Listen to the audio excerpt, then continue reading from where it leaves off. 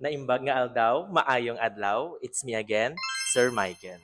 As you can see po, today hindi po ako naka-uniform kasi nag-cancel po yung mayor namin kasi nga po maulan. Since malapit lang naman po ako dito sa school ay naisipan kong pumunta ngayon at gumawa ng mga reading materials. Ngayon naman ay ipiprint muna natin yung mga reading materials na ginawa ko kaninang umaga po bago po ako pumunta dito sa classroom.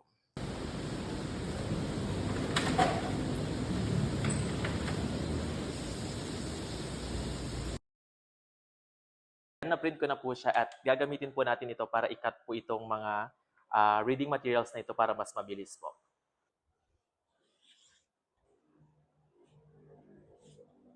Sobrang mura lang po nitong nabili kong paper cutter sa TikTok. Wala pa po atang 100 pesos po ito. Hindi po ako sure eh.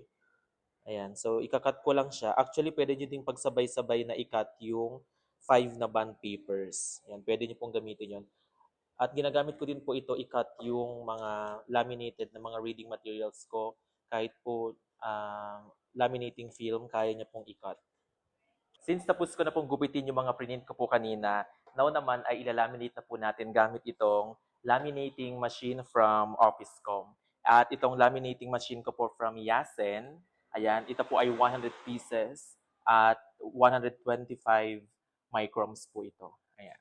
So kahit makapal po, kayang-kaya pong ilaminate gamit po itong laminator po na ito.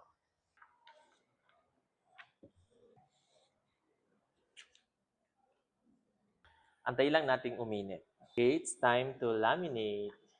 Ayan, kung naririnig nyo po, sobrang lakas po ng ulan sa labas. Kaya po, wala talaga kaming pasok ngayon. Ulitin ko po, 125 microns po itong gamit ko. At isang salang mo lang ay okay na, luto na yung laminating film.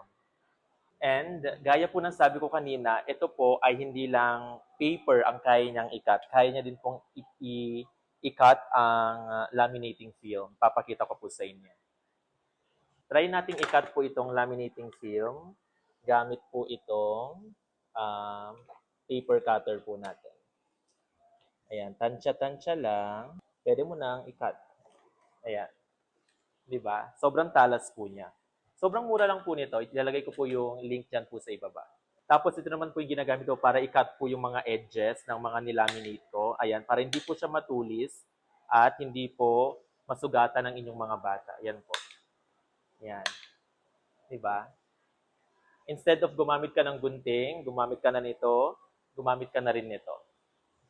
Tapos na po tayo at gagawa po ako ng maraming versions nito para hindi po magagawan yung mga learners ko. Kasi yung ibang mga gawa kong ganito, yun nandito po, ayan, mga nakasabit dyan, pinag-aagawan ng mga learners ko. So gagawa pa ako ng mas madami pa po nito.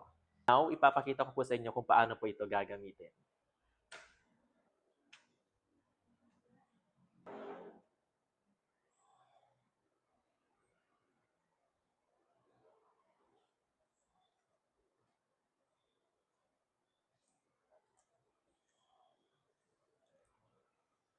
I-upload ko po ang soft copy nito sa aking drive.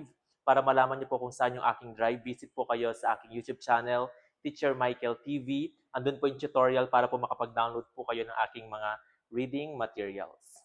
Lahat din po ng ginamit kong products po dito ay ilalagay ko po ang link po dyan sa ibaba or sa yellow basket. Thank you everyone!